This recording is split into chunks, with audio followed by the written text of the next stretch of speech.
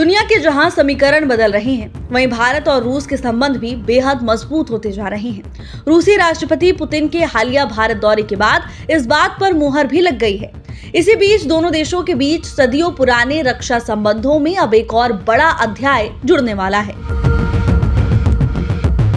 रूस ने भारतीय नौसेना के जंगी जहाजों के लिए इस्तेमाल होने वाले M90FR marine gas turbine engine को भारत में ही बनाने का एक बड़ा ऑफर दिया है।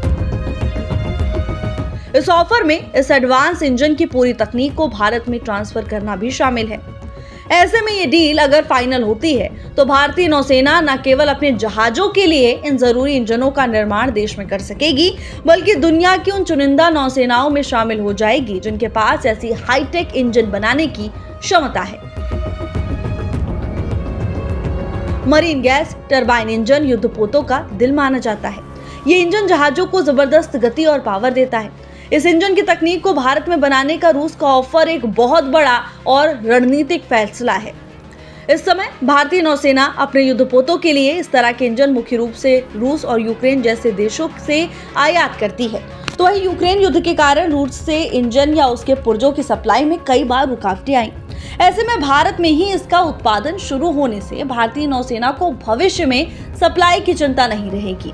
इस ऑफर की सबसे बड़ी बात है कि रूस ने इसे मेक इन इंडिया और आत्मनिर्भर भारत मिशन को ध्यान में रखा है। ऐसे में ये डील भारत को अपनी युद्धपोत निर्माण क्षमता को नई ऊंचाई पर ले जाने का मौका देगी। M90FR एक high performance gas turbine engine है जिसका इस्तेमाल आधुनिक युद्धपोतों को शक्ति देने के लिए किया जाता है।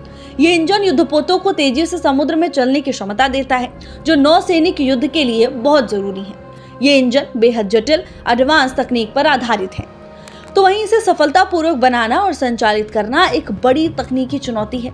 ये इंजन लंबी दूरी की तैनाती और मुश्किल समुद्री हालातों में भी उच्च विश्वसनीयता बनाए रखता है।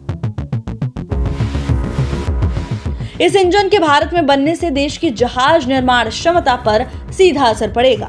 तो इंजन की उपलब्धता आसान होने से P-17A फ्रिगेट्स जैसे बड़े भारतीय युद्धपोत प्रोजेक्ट्स के निर्माण में तेजी आएगी। भारत में बनने के कारण ये इंजन विदेशी आयात की तुलना में सस्ते पड़ेंगे, जिससे रक्षा बजट का बेहतर इस्तेमाल होगा। एक बार जब भारत इस इंजन को बनाने में महारत हासिल कर लेगा तो वहीं इन इंजनों को मित्र देशों को निर्यात भी कर सकता है, जिससे देश को विदेशी मुद्रा भी मिलेगी। तो कुल मिलाकर ये ऑफर भारत की नौसैनिक ताकत को बढ़ाने और उसे रक्षा उत्पादन में एक ग्लोबल हब बनाने की दिशा में बहुत बड़ा और सकारात्मक कदम साबित होगा। तो इन दोनों देशों के बीच रक्षा संबंध भी बेहद मजबूत होंगे।